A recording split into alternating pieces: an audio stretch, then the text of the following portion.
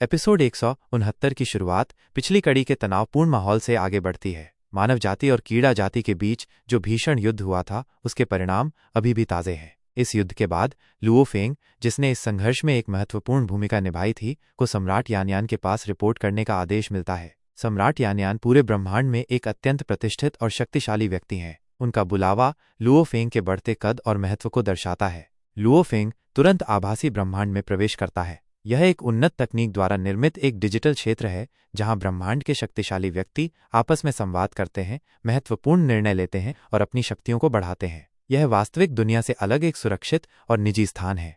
Virtual ब्रह्मांड में Luo Feng का सामना सीधे सम्राट जेन यान से होता है। सम्राट जेन यान लुओ फेंग को एक महत्वपूर्ण मिशन सौंपते हैं। इस मिशन का पहला स्तर लुओ फेंग अपनी असाधारण क्षमताओं का प्रदर्शन करते हुए सफलतापूर्वक पूरा कर लेता है। लुओ फेंग की इस त्वरित सफलता से सम्राट जेन यान बहुत प्रभावित होते हैं। वे लुओ फेंग की प्रतिभा को पहचानते हैं और उसकी तेजी से विकसित हो रही शक्ति की सराहना करते हैं। यह दृश्य लुओ फेंग के लगातार आगे बढ़ने और शक्तिशाली व्यक्तियों के बीच अपनी जगह बनाने की यात्रा को दर्शाता है।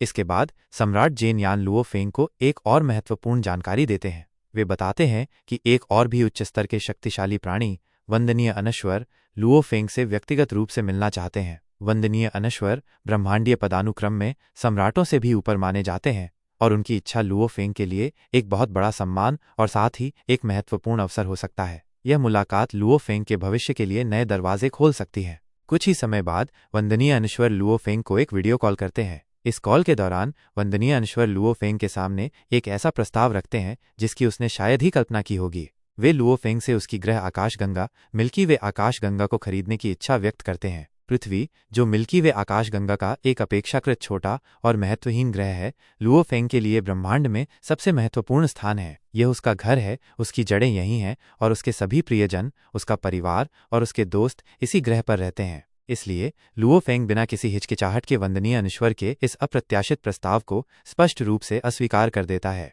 उसके लिए पृथ्वी किसी भी कीमत पर अमूल्य है। हालांकि वह वंदनीय अनश्वर के साथ एक समझौता करने की पेशकश करता है। वो मिल्की वे आकाशगंगा में एक निर्जन द्वीप को वंदनीय अनश्वर को देने के लिए सहमत हो जाता है, जो पृथ्वी को बचाने की उसकी दृढ़ इच्छा को दर्शाता है। इसी बीच कहानी का रुख एक खतरनाक मोड़ लेता है। पृथ्वी पर एक नया और गंभीर खतरा मंडराने लगता है। राजा यानजू और उसका एक समूह गुप्त रूप से पृथ्वी पर पहुंच जाता है। राजा यानजू एक शक्तिशाली अमर योद्धा है जिसकी नज़र पृथ्वी के भीतर छिपे हुए मूल्यवान संसाधनों पर है। वो लुओ फेंग को धोखा देकर या उस पर दबाव डालकर ग्रह को अपने कब्जे में करने की योजना बनाता है। अपनी इस दुष्ट योजना को अंजाम देने के लिए राजा यानजू और उसके साथी लुओ फेंग के परिवार के सदस्यों का अपहरण कर लेते हैं। उनका मानना है कि जब लुओ फेंग को अपने प्रियजनों के जीवन का खतरा पता चलेगा तो वह उनकी मांगों को मानने के लिए मजबूर हो जाएगा और पृथ्वी को उनके हवाले कर देगा। यह घटना लुओ फेंग के लिए एक व्यक्तिगत और गहरा आघात है और उसे एक कठिन नैतिक दुविधा का सामना करना पड़ता है। जब लुओ फेंग को अपने परिवार के अपहरण की भयानक खबर मिलती है तो वो बिना किसी देरी के तुरंत कार्रवाई करता है। वो अपनी अविश्वसनीय गति और टेलीपोर्टेशन की क्षमता का उपयोग करते हुए पलक झपकते ही सीधे पृथ्वी पर पहुंच जाता है। उसके मन में केवल एक ही लक्ष्य है, अपने परिवार को हर कीमत पर बचाना। पृथ्वी पर पहुंचने पर लुओ फेंग को अराजकता और भय का माहौल मिलता है। इसी बीच एक और शक्तिशाली व्यक्ति बूना भी मिल्की वे आकाशगंगा को खरीदने में अपनी रुचि दिखाता है और इसके लिए 100 हुन युआन की पेशकश करता है। हुन युआन ब्रह्मांड में एक उच्च मूल्य वाली मुद्रा है, लेकिन लुओ फेंग एक बार फिर पृथ्वी को बेचने से दृढ़ता से इनकार कर देता है। तभी स्थिति और भी जटिल हो जाती है जब राजा यानजू और उसके साथ कुछ अन्य शक्तिशाली अमर योद्धा प्रकट होते हैं। वे पृथ्वी के लिए 1 बिलियन हुन युआन की भारी भरकम रकम की पेशकश करते हैं, जो बूना की पेशकश से 10 गुना अधिक है। यह एक ऐसा प्रस्ताव है जिसे कोई भी सामान्य व्यक्ति ठुकरा नहीं पाएगा, लेकिन लुओ फेंग अपने ग्रह के प्रति अपनी अटूट निष्ठा और प्रेम का प्रदर्शन करते हुए इस विशाल राशि को भी ठुकरा देता है। उसके लिए पृथ्वी का मूल्य किसी भी धन से कहीं अधिक है।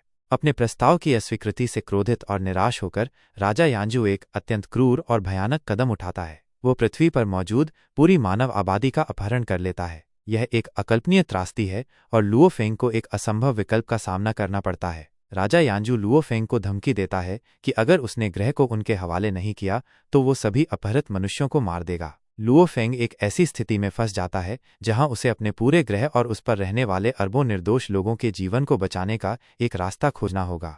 इस भयानक और निराशाजनक स्थिति का सामना करते हुए लुओ फेंग एक साहसिक और जोखिम भरा कदम उठाता है। वो राजा यानजू से झूठ बोलता है कि उसने पहले ही एक वंदनीय अनश्वर के साथ पृथ्वी को बेचने का एक गुप्त सौदा कर लिया है। लुओ फेंग उम्मीद करता है कि इस झूठ से उसे कुछ समय मिल जाएगा ताकि वो अपने परिवार और पृथ्वी को बचाने के लिए कोई योजना बना सके। यह एक खतरनाक जुआ है क्योंकि अगर राजा यानजू को सच्चाई पता चल गई तो इसके गंभीर परिणाम हो सकते हैं। इसके साथ ही अपनी मुश्किलों को कम करने और मदद पाने की उम्मीद में लुओ फेंग गुप्त रूप से वंदनीय युमो को एक संदेश भेजता है। वंदनीय युमो एक और अत्यंत शक्तिशाली व्यक्ति हैं जो वंदनीय अनश्वर के स्तर के या उससे भी ऊंचे माने जाते हैं। लुओ फेंग को उम्मीद है कि वंदनीय युमो की सहायता से वो इस भयानक संकट से निकल पाएगा। वंदनीय युमो अचानक पृथ्वी पर प्रकट होते हैं। उनकी उपस्थिति इतनी शक्तिशाली और प्रभावशाली होती है कि राजा यानजू और उसके सभी सैनिक जो पहले इतने धमकाने वाले लग रहे थे डर से कांपने लगते हैं। वंदनीय युमो का अचानक आगमन लुओ फेंग और पृथ्वी के लिए